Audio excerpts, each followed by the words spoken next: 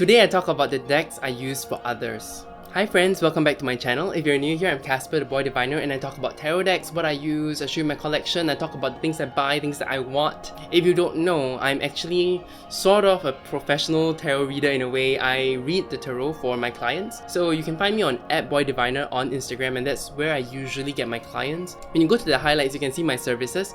I will probably increase my prices for 2021 just because, I'm getting a new job, things like that.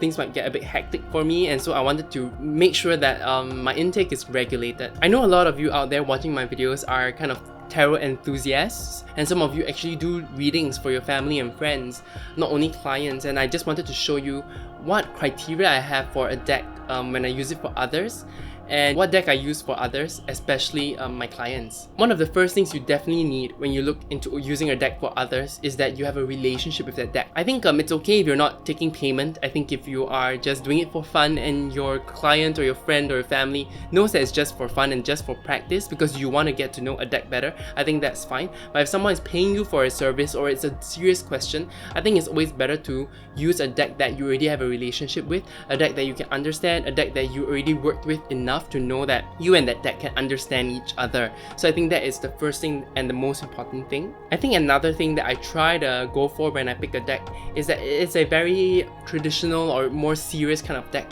There are decks that I own, like the Weird Cat Tarot, that I don't know if I feel comfortable using with a customer unless they are children, which I don't read for. If you're reading for children, I guess a deck that is cute and open and fun would work, but I tend to read for older clients, so I feel like they expect a certain amount of seriousness when I do my readings, which I do provide. But if your deck is too cute or too simple or too fun, I think it doesn't come across that well, so I try to be conscious about that. I pick decks that are more serious looking in nature. The third thing I try to look for in my decks is something that looks neutral. So people, for example, I would say the Lost Hollow Tarot, for example, or the Marigold Tarot. These decks are not that neutral because they have skeletons or they have demons in them, and I think this might scare people away. I want a art style that doesn't elicit an emotion immediately.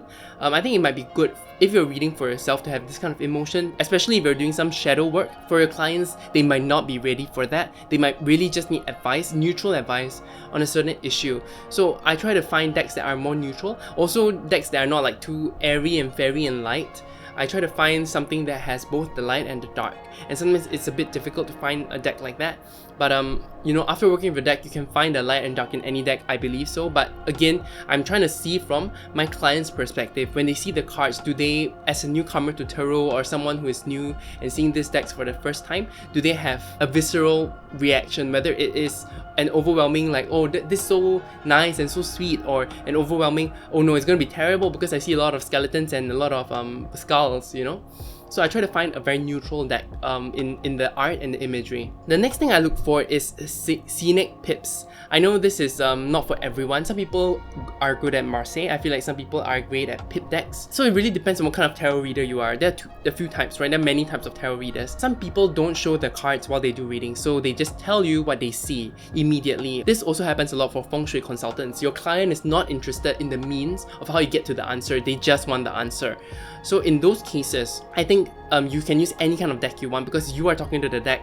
Your customer won't be seeing the deck that you're using, and that's fine. For me, I show the cards to my customers. I often hope that they take something away and maybe gain some confidence into reading the cards themselves as well and learn something. Not only that, I also feel like the divine doesn't only talk to me, they're also talking to my clients when I'm doing my reading. So I want my clients to look at the images and see if anything strikes at them. So if they see a bird or something and they own a bird, some sort of context that I am not aware of, I think it can be really helpful. So if my clients are looking at pips, they might not be able to get that same kind of reaction or intuition that is in their head. So I try my best to go for scenic pips just so my clients can also have the same kind of inspiration strike when I'm doing my readings. The last thing that I look at that, it really depends on you. I do feel like some decks are meant for a certain subject matter the more I work with it. And in those cases, I feel like I try to use those decks for my clients for those specific readings, and I'll be showing them to you right now. The first deck that I ever use for a client, and it's because they are all looking for romance readings or relationship readings, is actually the Sasrabido Tarot. I feel like this deck is very neutral. Firstly, the imagery is not too light, even though it's really drawn in a cartoon style that is welcoming. It is not too dark, so you see even the lovers is not overwhelmingly light. You can see the pentacles here as well. I really like this deck for relationship readings. I feel like it's a soft deck, and more importantly, I feel like all the court cards are actually very accessible. Let me show you a court card. So I feel like all the court cards are very accessible, drawn very accessibly. They are not sitting on a throne, or they're not in midst of an action. These are like portraits of people, you know, in their best self, in their best manner. And that's so important for a relationship reading. When a court card appears, it could really mean that's the personality of the other person, or there's a third party coming in and how they are like. I really enjoy using the Sasarai Bido Tarot for relationship readings. I do feel like it's specifically for that subject matter after using it for so long. Of course, your own personal experience with this deck might be different. You might be using it for career, you might be using it for other sorts of readings or even investments, but that's not what I get from working with this deck. I primarily actually see relationships blossom or fall apart, and that's why I use this deck specifically for my clients when I'm doing relationship readings. If you're coming to me for a reading, I might not use this deck. I also try to listen to my intuition about what to use, but most of the time I use this deck because I am used to it, I'm comfortable with its language, and I do feel like it is very in tune or attuned to me for relationship readings. The second deck that I actually started using for my readings is the Spolia Tarot. Here's the Spolia Tarot. I recently trimmed it, so now it's much easier to use, and I really enjoy it trimmed. I mainly use this for career readings. I also do use it for general readings sometimes, but I do feel like this is very career because the imagery is like serious. It is not abstract, it's still scenic, and it's kind of removed. It's a bit detached and yet still striking hard at the heart of the problem. So I really enjoy using this deck for career readings. And I'm not sure how you feel about it, but there's a lot of images and a lot of symbols in the deck that really helps. And I feel like a lot of the symbols actually, I can translate them to a career pretty easily, and that's my relationship with this deck. Of course, you can use any deck for anything. Again, I just wanted to point that out. But I use this deck for career readings because I do see the seriousness in the deck. I do feel like it's attuned for me towards the career kind of intellectual arena. A while ago, I think we did this whole tag. I think it's by Jen's Balance Tarot, and we talked about the elements. I find that this is more of an airy deck. Airy, earthy kind of deck. I know they're opposites, but I do feel that from this deck. So those arenas make me think more about the career. So I use this deck mainly for career readings for my clients. Then let's go more general now. Sometimes clients don't even know what they want. They don't know what is coming up and they want to know. So I have this deck that I use for general readings, and this is not a stranger to anyone. It is the standard Smith-Waite Tarot deck. So I have the Borderless edition. This is what I use when people are not sure, or if people actually request, because people do know that this is the tarot. People are familiar with the RWS as the tarot. So I use this deck when people are kind of familiar with this imagery, they want to see this imagery, or they expect to see this imagery. Otherwise, also when they don't know what they want and they still want a tarot reading, this is a very good general deck to use. And it has a lot of power because people know the imagery here, you know, it's a collective consciousness thing. And of course, it's still very charming. I really like the imagery here. It's been a while since I used this just because when people don't know what they want, and due to my lack of time, I'm working hard on a lot of things as much as I can, and I'm still playing Genshin Impact a lot. I tell people, like, if you don't know what you want, I think you should find out before coming to a tarot reader. You need to have a goal, you need to have something solid that we can work towards, you know. So I kind of tell them they need to do more self-work before getting a tarot reading from me.